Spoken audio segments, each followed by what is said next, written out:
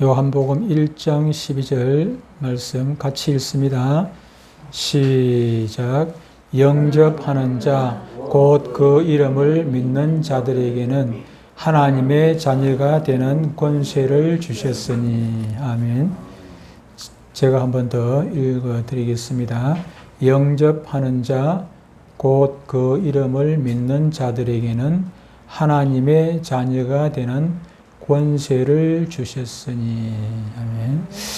오늘 말씀의 제목은 양자됨의 은혜. 양자됨의, 누구의 양자입니까? 하나님의 양자. 내가 하나님의 자녀가 되었다. 내가 하나님의 자녀가 되었다는 것이 얼마나 큰 은혜인가 하는 것입니다. 덤덤하던 사이였으나 어떤 계기가 있어가지고 주은이 아빠하고 주은이 엄마가 만났습니다. 원래는 모르는 사람이었잖아요. 원래는 모르는 사람이었는데 덤덤한 사이였고 모르는 사람이었어요. 그런데 어떤 계기로 만나가지고 연인으로 발전하고 사랑하는 관계가 되었습니다. 그렇게 되면 어떻게 됩니까? 그렇게 되면은 보고 싶고, 조금 전에 만났는데 또 보고 싶고, 또 만나고 싶고, 하루 종일 얘기를 해도 여기가 끝이 없고, 그렇게 되지요. 그렇게 돼. 원래는 뭐 허물이 있으면 허물이 그냥 눈에 드러나고 그렇게 해야 되는데, 사랑하는 사이가 되고 연인이 되고 나면은 허물이 있어도 그냥 대수롭게 넘어가지고 또 오히려 변명을 해주고 덮어주게 되는 그런 관계가 되어지는 것입니다. 우리가 예수님을 믿게 될 때도 이런 변화가 일어나게 되는데, 우리는 이 변화 중에서 가장 큰 변화가 무엇인가 하면은 바로 하나님과의 관계에서 그것을 찾아볼 수가 있습니다. 그리스도의 속죄의 공로로 우리는 하나님과의 원래는 덤덤한 관계, 주은이 아빠하고 주은이 엄마가 모르는 사이에서 그냥 덤덤한 관계, 그런 관계가 아니라 우리는 하나님과의 원래는 원수 관계였습니다. 원수, 적대적인 그런 관계에 있었는데, 그런데 우리가 예수 믿고 난 뒤로는 적대적인 관계에서 원수에서 이제는 하나님의 자녀가 되어버렸던 것입니다. 화목할 수가 있게 된 것이죠. 즉 하나님께서 그리스도를 통해서 우리를 구원하시고 믿음을 주신 이유가 무엇인가 하니까 우리로 하여금 살아계신 하나님과의 관계를 좋은 관계로 맺도록 하기 위함이었다 하는 것입니다. 세상에 그 어떤 사람이 이런 자격을 얻을 수가 있겠습니까? 우리가 열심히 해가지고 하나님의 마음이 들어가지고 우리가 하나님 앞에 하나님의 자녀가 된 건 아니지 않습니까? 우리가 헌금을 많이 해가지고 하나님 눈에 쏙 들어가지고 그래서 하나님의 자녀가 된 것이 결코 아닌 것이죠. 오직 하나님의 은혜로 하나님의 자녀가 되었는데, 그것을 우리는 오늘 본문에서 이렇게 얘기를 합니다.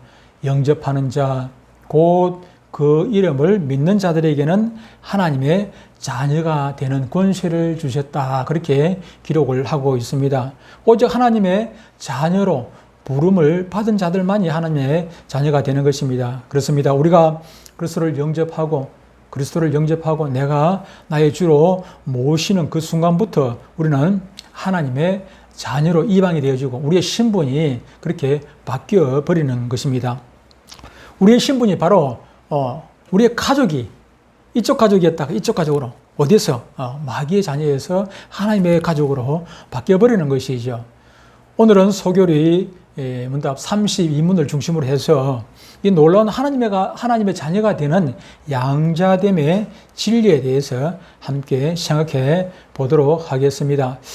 하나님의 자녀가 되는 일이 얼마나 대단한 일인가를 알려면 먼저 하나님의 자녀가 되기 이전에 우리가 누구의 자녀였는지, 우리가 어떤 상태였는지, 지금 우리나라가 얼마나 대단한 나라인지를 지금 시대에서는 40대, 30대, 지금 40대도 외국에 안 나가, 40대도 잘 몰라요. 왜 모릅니까? 50대도 잘 모르죠. 저는 어릴 때 배고픈 시절을 저는 겪어봤으니까, 우리 시절은 그래도 한 60대, 70대 되면 어느 정도 기억을 할 수가 있겠지만은, 박정희 그 이전 시대의 사람들은, 박정희 시대 때 이전 초반 새마을운동 일어날 때 그때 당시에 있어 봤던 사람들은 어느 정도 기억을 하겠지만은, 그러나 요즘 시대는 우리나라가 얼마나 대단한 나라인지를 실감을 하지는 못하지요. 그죠? 마찬가지로 우리가 하나님의 자녀가 되었다는 것을 여러분들이 실감을 하기 위해 가지고는 하나님의 자녀가 되기 이전에 우리는 과연 어떠한 상태에 있었는가를 알게 되면은 정말로 우리의 신분이 대단한 신분으로 변했다는 것을 실감을 하게 되는 것입니다. 우리가 하나님의 자녀가 되기 전에 어떤 신분이었습니까? 마귀의 자녀였지 않습니까? 마귀의 종이었습니다. 죄의 종이었습니다. 죄의 종이라는 것은 종이라는 것은 내 의지하고 상관없이 죄를 늘 짓고 산다는 것입니다. 내 의지하고 상관없이 죄의 종이 되어가지고. 그래서 하나님의 원수가 되었죠. 불순종. 누구의 불순종입니까? 누구의 말씀에 불순종하는 것입니까? 하나님의 말씀에 불순종하는 불순종의 아들이기도 했다는 것입니다. 양자됨이라는 진리는 바로 이런 죄의 종로로 타던 비참한 노예 신분에서 벗어나 하나님의 자녀로 건짐을 받았다는 정말로 큰 그 사실을 의미를 하는 것입니다.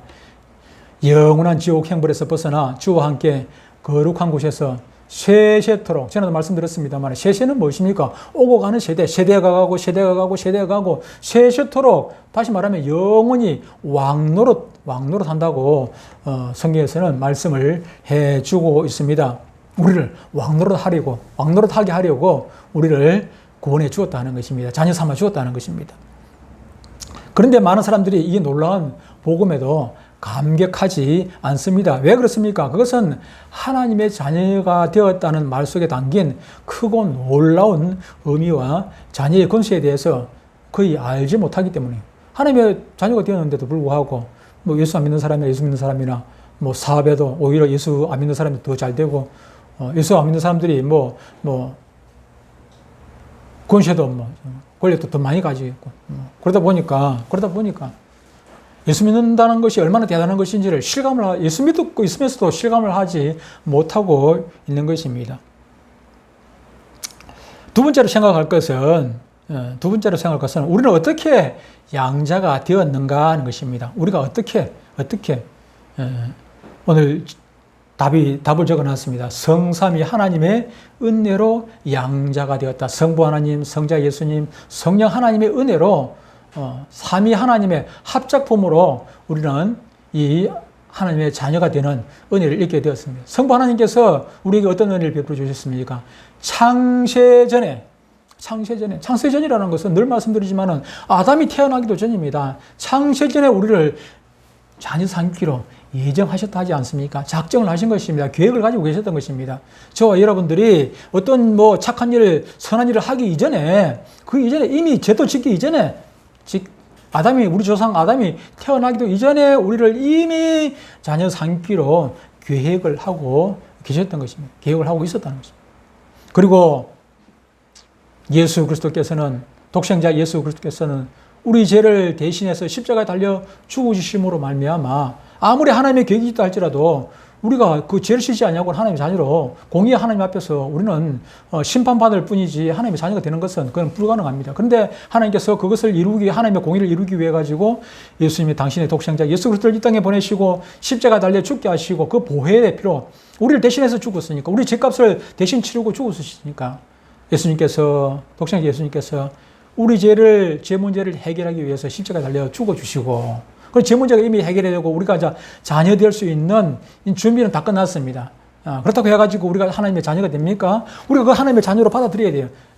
예수님과 우리가 하나가 되어야 되는 것입니다. 그러기 위해 가지고는 먼저 성령께서 우리 마음에 오셔서 우리가 예수님을 나의 구주로 받아들일 수 있는 마음을 주신 것입니다.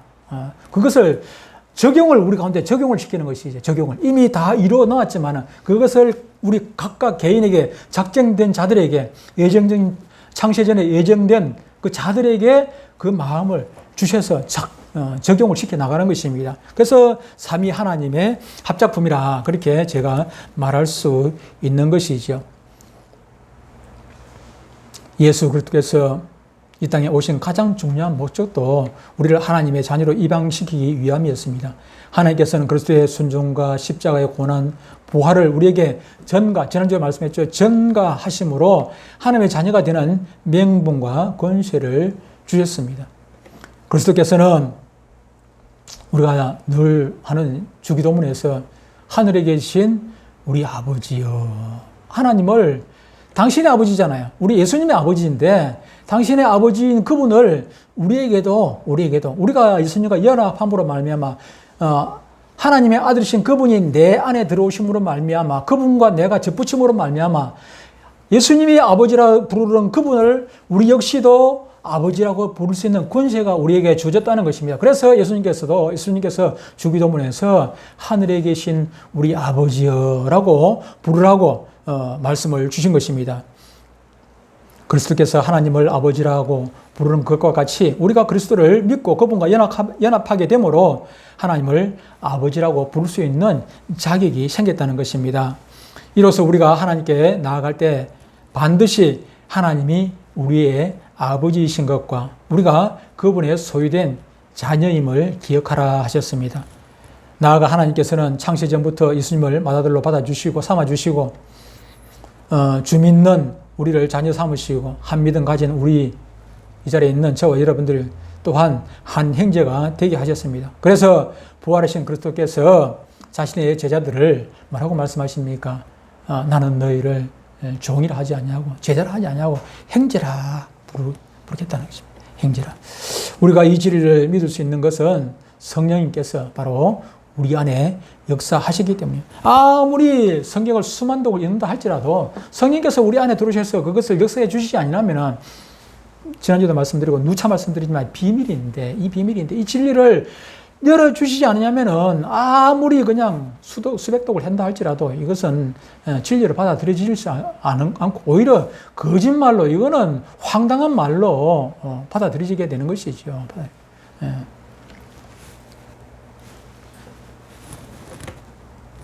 이 사역의 성령께서 우리에게 오신 가장 중요한 목적입니다. 우리는 성령께서 베푸신 은혜로 인해서 믿음과 확신을 가지고 아버지 되신 하나님 앞에 기쁨으로 나아갈 수 있게 되는 것입니다. 하나님의 계획하신가 아들이신 예수님의 구속사역 그리고 구속사역을 우리 심령 가운데 적용시키시는 성령님의 역사, 이 아름답고 놀라운 삼위 하나님의 합작품으로 저와 여러분들이 하나님의 자녀가 된 것입니다. 그래서 우리는 성부 하나님께만 영광 돌리는 것이 아니고 성삼위 하나님께 이제 지금 우리가 예배 드리는 것도 어느 특정 성부 하나님께만 예배 드리는 것이 아니라 성삼위 하나님께 동일하게 예배를 드리고 영광을 돌리고 있는 것입니다. 그렇다면은 세 번째로 우리가 생각할 것은 이 양자됨의 결과는 무엇인가 하는 것입니다. 양자됨의 결과. 갈라디아서 4장 7절에 이렇게 말씀을 하고 있습니다. 그러므로 내가 이후로는 종이 아니요. 이후로는 다시 말해 이전에는 종이었지만 이후로는 종이 아니요.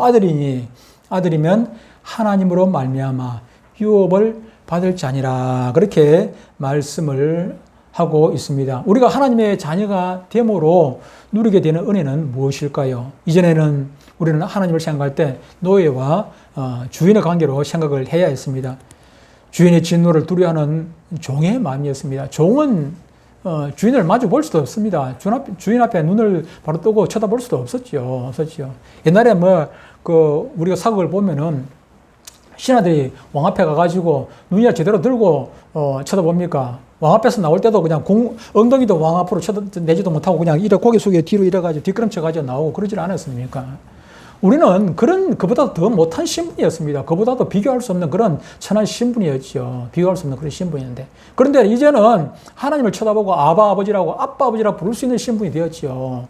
엄청난 변화가 되었다 하는 것입니다. 이제 우리는 두려운 종의 마음에서 벗어나 신뢰와 애정을 가지고 그분의 이름을 부르며 기도로 나아갈 수가 있게 된 것입니다. 마태복음 6장 31절 이하에 이렇게 말씀을 합니다. 그러므로 염려하여 이르기를 무엇을 먹을까 무엇을 마실까 무엇을 입을까 염려하지 말라. 이는 다 이방인들이 구하는 것이라. 예수 믿지 않는 사람들이 구하는 것이다. 너희 하늘 아버지께서는 이 모든 것이 너희에게 있어야 할 줄을 아시느니라. 그런즉 너희는 먼저 그의 나라와 그의 의를 구하라. 그리하면 이 모든 것을 너희에게 더하시리라. 이렇게 말씀을 주고 있습니다. 누가 그랬습니까? 사도들이 한 얘기가 아니고 예수님께서 직접 하신 말씀입니다.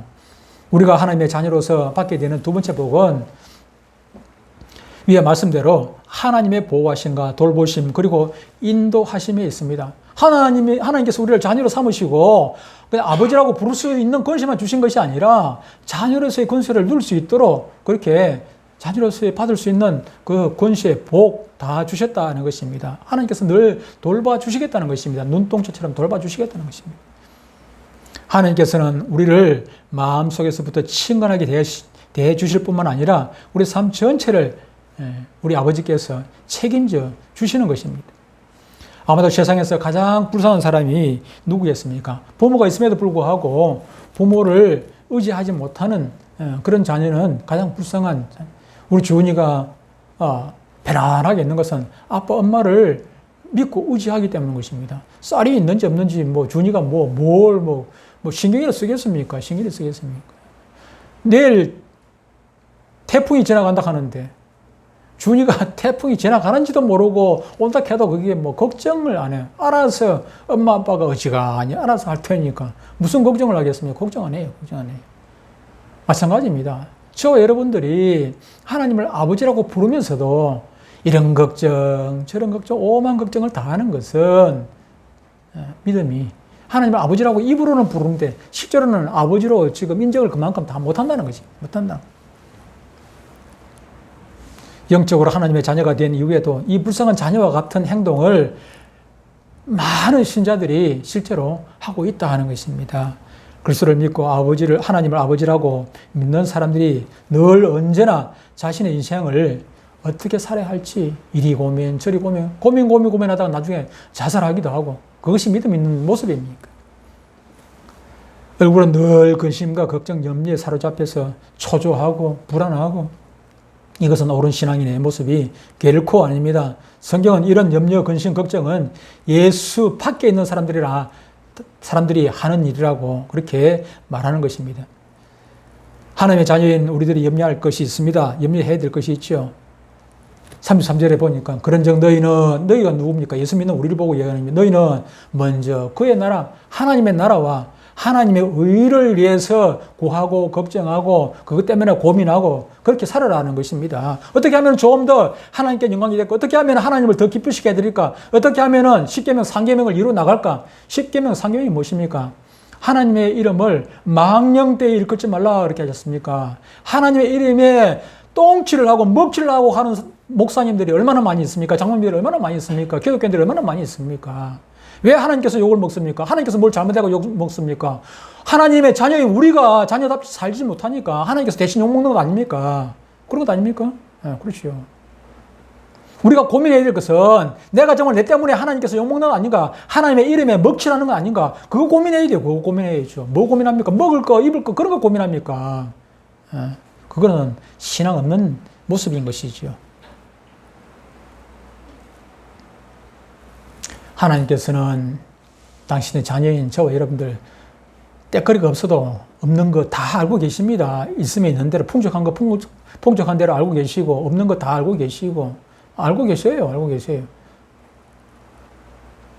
우리가 걱정하면은 제가 처음 신앙생활 할 때 그 모교회 그 목사님께서 그렇게 말씀하세요. 우리가 우리 걱정하면은 하나님께서 우리 걱정 안 해주신다고 그렇게 말씀하시더래요. 우리가 우리 걱정 다 하고 살면은 하나님께서 우리 걱정 안 해주신다요. 예. 그럴 것 같아요. 그럴 것 같아요. 우리가 우리 걱정하고 사는데 하나님께서 말하고 내 걱정하겠습니까? 지가 알아서 하겠지.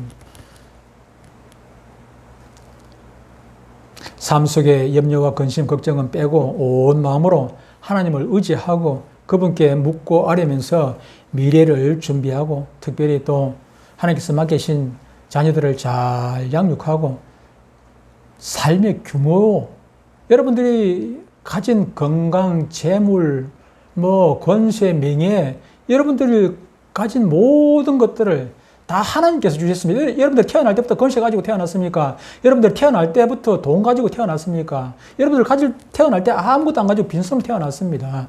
그럼에도 불구하고 지금까지 여러분들이 가진 게 소유한 게 있다면 그것은 다 하나님께서 누구를 통해서 주신 것 아니겠습니까? 그런데 이것을 내 것이라고 내 마음대로 쓰면 안 되고 규모 있게 돈 이거 하나님께 주셨으니까 하나님의 뜻대로 써야지.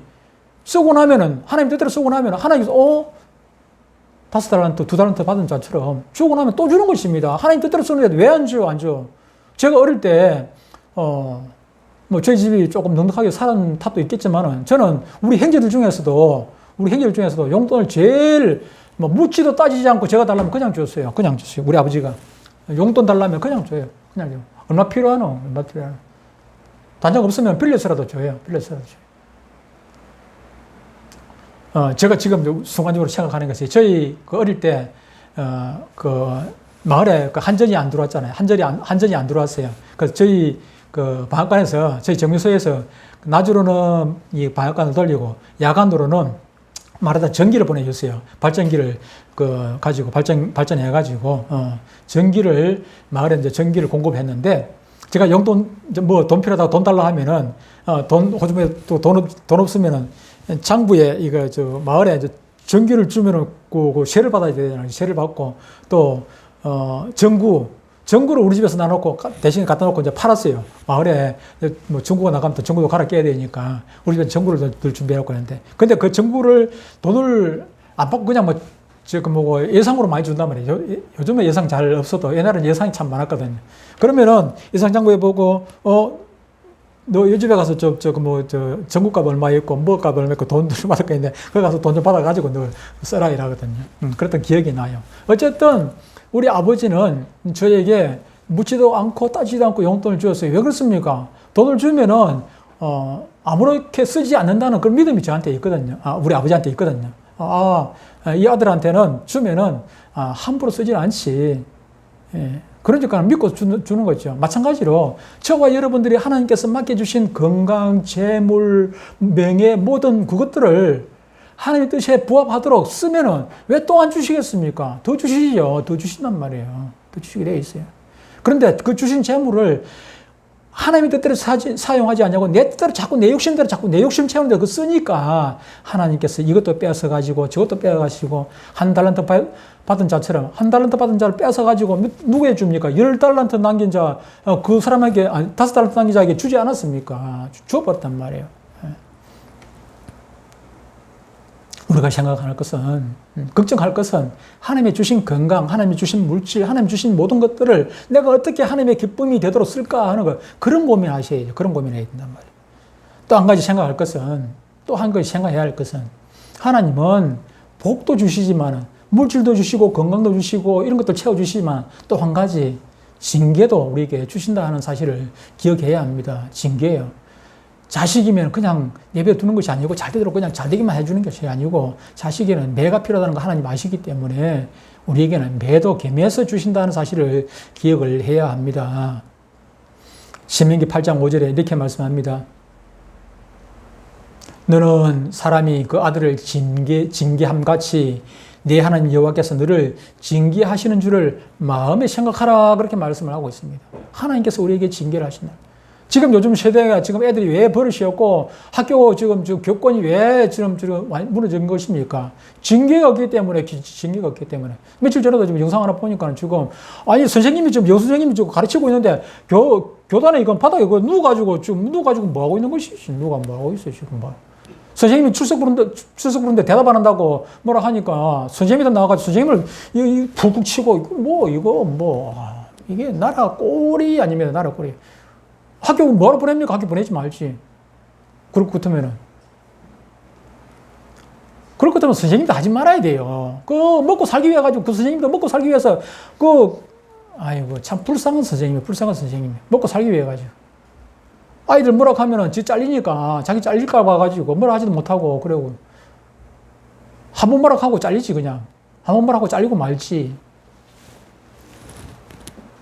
징계가 없으면은 그건 사생아예요.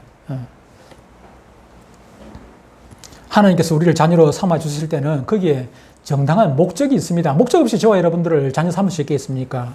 시간이 지날수록 우리의 인격과 삶 전체가 하나님의 자녀다운 모습을 갖추어 나아가야 합니다. 그것이 우리를 자녀 삼아 주신 하나님이 기뻐하시는 뜻입니다. 그러므로 하나님께서는 당신의 자녀가 올바르게 하나님 자녀답게 그렇게 자랄 수 있도록 훈계도 하시고 때로는 안 되면은 매도 때리시고 징계도 하고 그렇게 하신다는 사실을 우리는 기억을 해야 합니다. 구약의 다윗이 그런 인물이었습니다. 그가 살인죄를 짓고 간음죄를 짓자 하나님께서는 선지자 나단을 보내어 그의 죄를 깨우치시고 그리고는 어떻게 했습니까? 홍금하셨습니까? 벌을 내리지 않았습니까?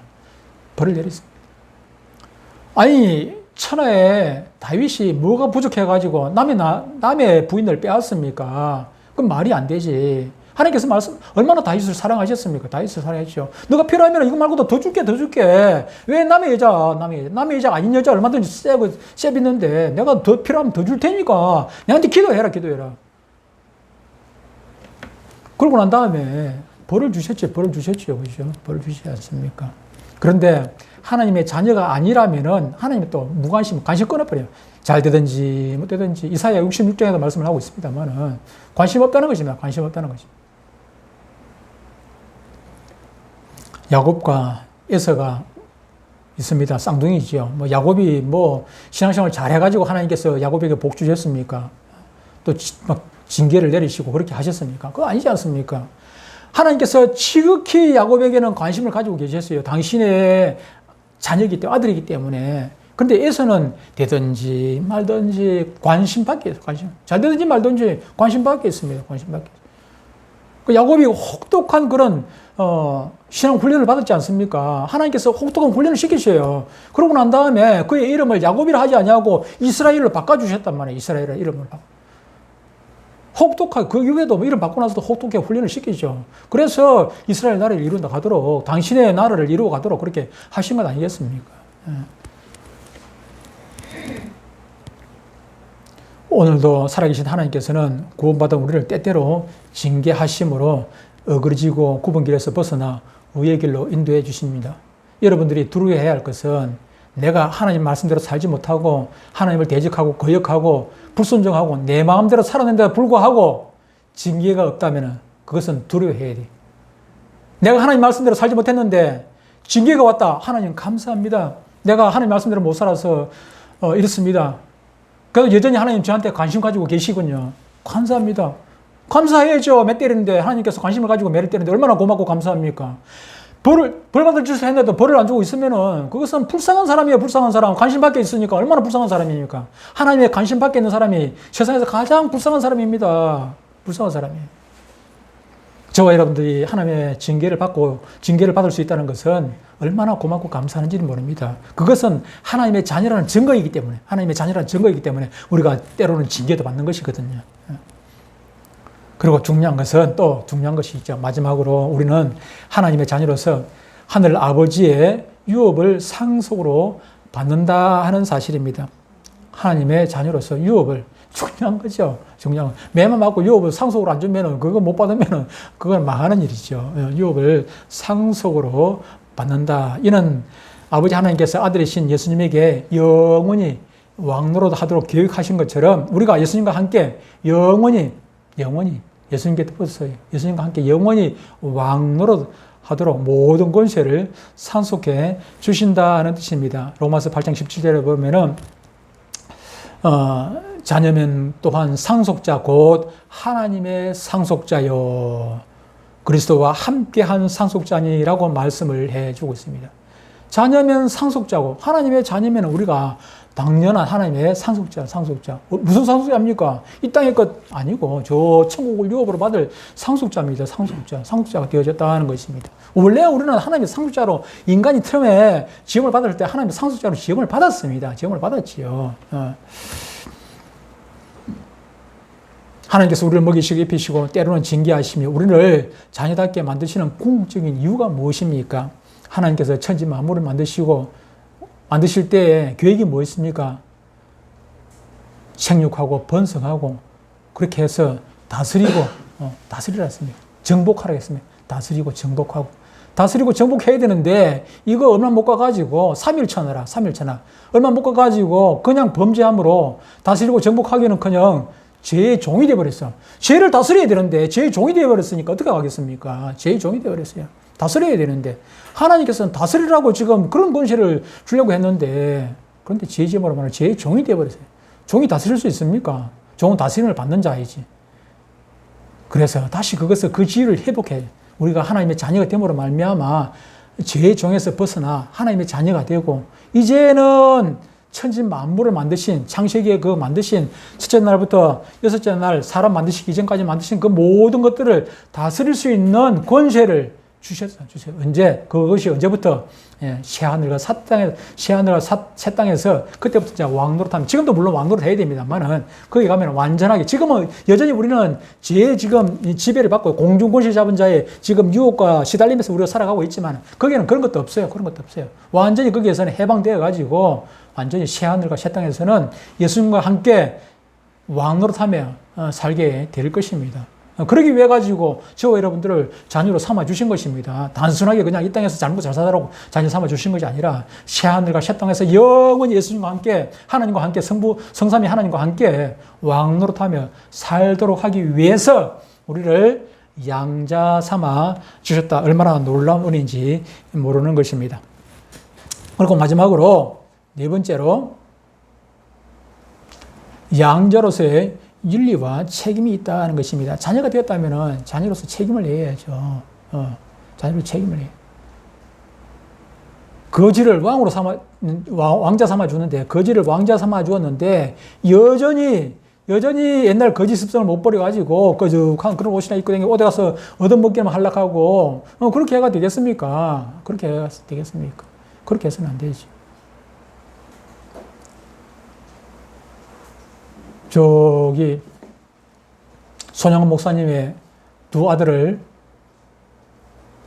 동인이 동신이를 죽인 안재선이가 죽을 자였지 않습니까? 지금 사형 선고가 지금 내려졌습니다. 곧 사형 집행이 될 건데, 그런데 손양원 목사님께서 그걸 용서해 주라고. 내가 아들 삼아게 내가 바꾸겠다고 내가.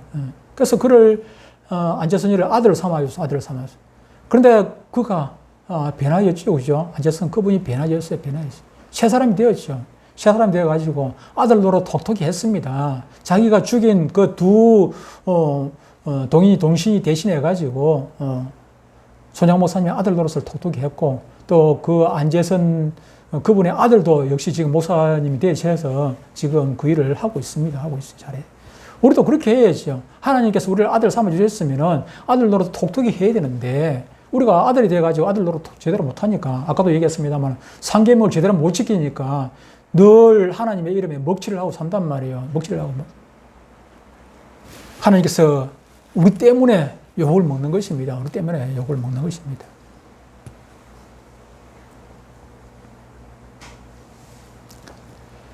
간혹 우리 주위를 돌아보면은 우리 가정, 우리 가문이 남들보다 못해가지고 불우해서 고생을 많이 하고 힘들었다고, 그래서 부모님을 원망하고 자기 자신도 자학하고, 그래서 나의 이런 어린 시절이 불우했다고 한탄을 하고 그런 사람들이 간혹 있는 것을 보게 됩니다. 물론 인간은 연약하기 때문에 쉽게 남들과 자신을 비교하며 낙심할 수도 있지요.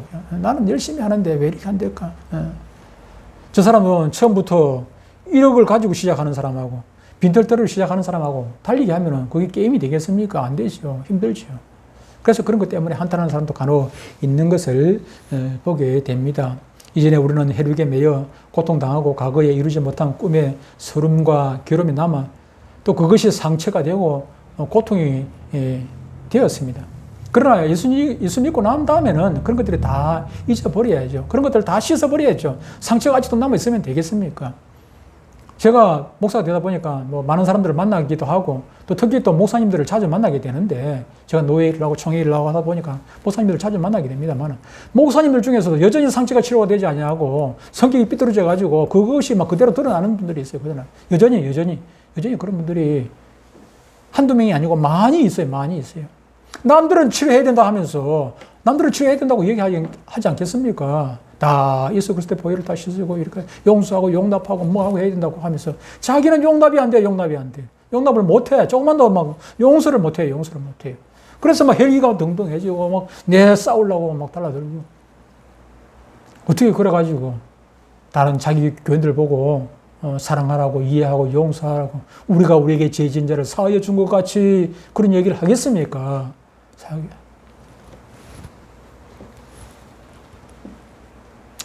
우리의 생각은 변화되어야 합니다. 그 시절이 추억이 될지언정, 과거에 아팠던 그 시절이 추억이 될지언정 그것이 상처로 여전히 남아 있어서는 안 되는 것입니다. 예수 그리스도의 보혈로 깨끗이 치유를 해야 되죠. 그리스도를 믿는 순간 우리는 이미 하나님의 가족이 되었어요. 이 천지 만물의 주인이신 하나님의 아들이 되었는데 옛날에 꿰차지 않은 그것을 왜 아직도 그것을 간직하고 그게 상처가 되어 있습니까? 꼬랑 이렇게 남아 있습니까? 이제 그리스도 안에서 새롭게 된 새 피조물이 되었습니다. 이제 거듭난 우리는 과거의 모든 일을 하나님의 섭리 가운데 받아들일 수 있습니다. 하나님의 깊은 섭리를 이해하고 나면 수고하고 무거운 짐을 졌던 우리의 심령은 주님의 사랑으로 평안을 얻고 과거의 고통과 분노는 사라지게 됩니다. 이것이 진리가 우리가 주는 자유이며 능력입니다. 이것이 진정 하나님을 아버지라고 부르는 자녀의 마땅한 마음이며 생활 태도인 것입니다. 이 자유한 가운데 이제 우리가 할 일은 이 영광스러운 가문에 우리를 가족으로 불러주신 아버지 하나님의 그 은혜에 늘 감사하고 영광 돌리고 또 찬양하며 그렇게 살아야 할 것입니다. 사랑하는 여러분, 우리가 하나님의 자녀이면 예수 믿는 공동체에 같은 하나님의 한 가족, 한 형제요, 한 자매가 되었습니다. 단순하게 우리 내동교회 이것뿐만 얘기하는 것이 아니라 온 우주적인 공교회, 거룩한 공교회가 모두 다 하나님을 아버지라고 부른다면은 그 누구도 우리의 한 형제고 한 자매가 된 것 아니겠습니까? 한 가족 된 것 아니겠습니까? 그러니 서로 사랑하고 이해하고 용서하고 그렇게 살아야 하는 것이죠. 세상 사람들 하는 말로, 건배할 때 하는 말로 우리가 남이가 그러죠. 우리가 남이가. 우리가 해야 할 소리입니다. 우리가 남입니까? 우리가 남 아닙니다. 한 형제 자매입니다. 한 가족입니다.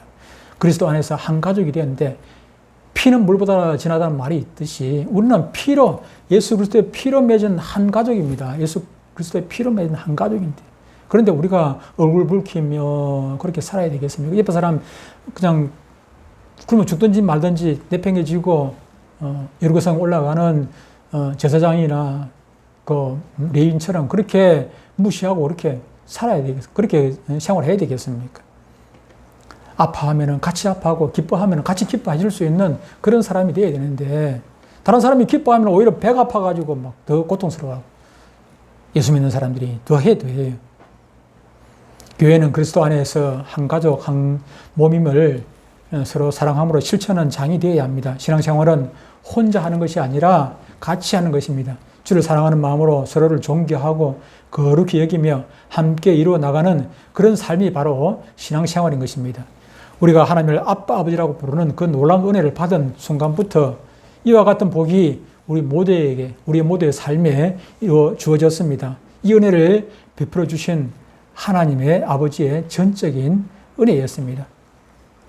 그리고 우리가 이 땅에서 살아야 할 삶은 자녀로서의 권세를 누리는 것입니다. 그리고 또 자녀다운 삶으로 늘 우리의 아버지를 기쁘시게 해 드리는 것입니다. 우리 모두가 이 양자됨의 진리를 깨달아서 하나님과 더욱더 친밀하고 풍성한 관계를 누리고 또 사랑하는 주님의 교회와 성도 간의 신령한 열매를 맺을 수 있게 되기를 주의 이름으로 축복합니다. 기도하겠습니다.